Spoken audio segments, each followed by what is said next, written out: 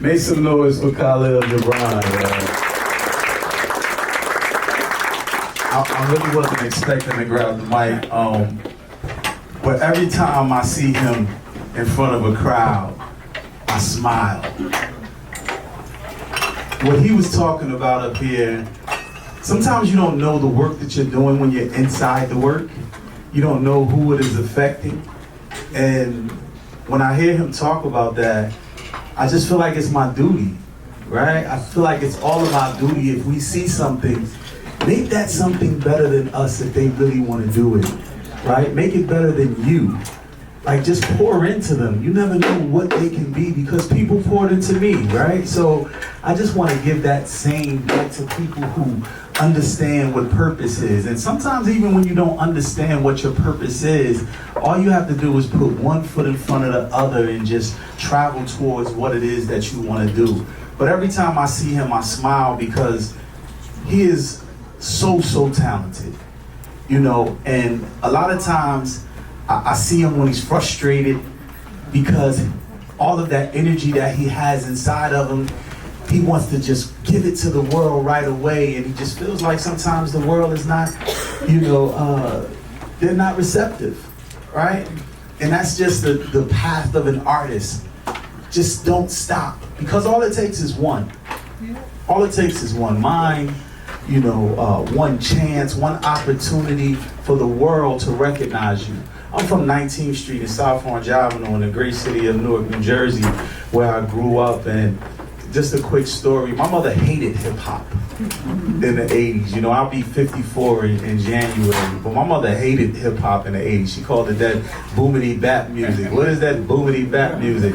And what I started to understand is that when you don't know something, when something is new to you, just human nature makes us want to push it away. If I just walked over to you right now with a glass of something liquid in it, you might say, no, I'm okay, I don't want that. And it could be the cure for cancer. But when you don't know, you just shun it. You push it away until you find out what it is.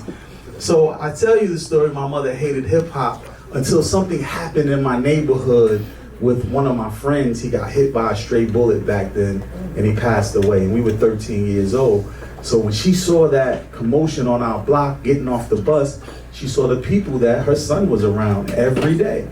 You know, so she just instinctively ran, looked for me, didn't find me, ran into the house, found me there writing raps in my notebook.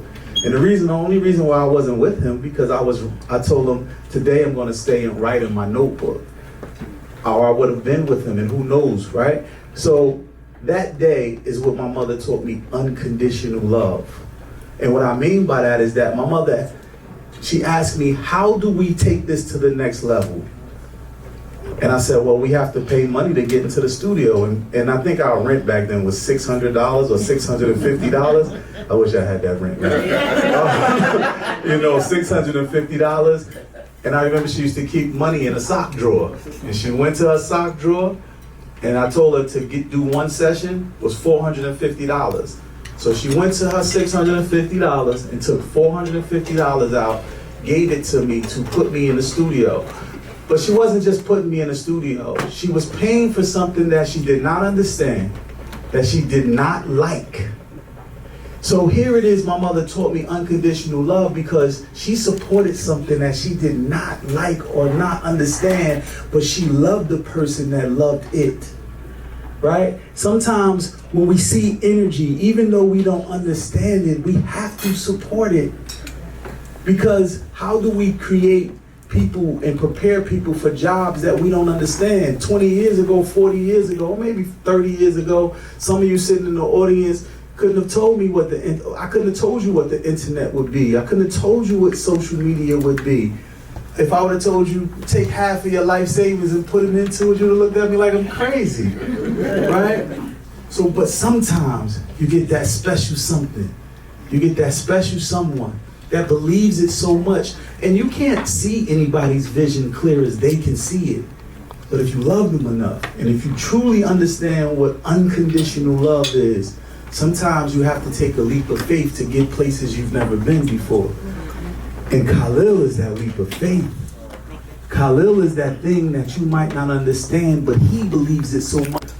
I made records back in 1991, but I wasn't able to retire her until 2012 off of something that I made back in the 90s. So sometimes you just have to take a chance on something, on someone, and he is that someone, magnum opus, you know what I mean? And if I can take him on the road with me all the time, I would, because I want him to know what he said up here is right. It's not about him, it's about those that's coming after him. It's about the youth. I'm the first platinum selling hip hop artist to ever win an elected official seat in the United States of America.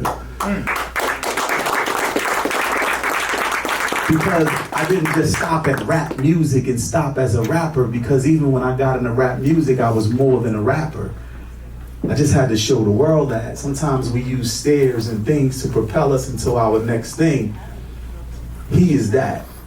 He is more than a rapper. He is more than just an artist. And I love the way that you use art to foster your change, man. So thank you, man. Appreciate you.